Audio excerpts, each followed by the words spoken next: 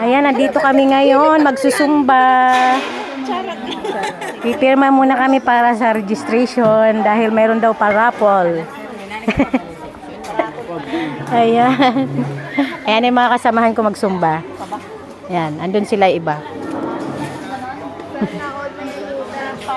May ayuda yan. Akong gin. Talagay na lang ng grade. Ayan. Wala pa yung iba, inaantay pa namin. Grade 6 po. Ate isang Yan, doon kami magsusumba.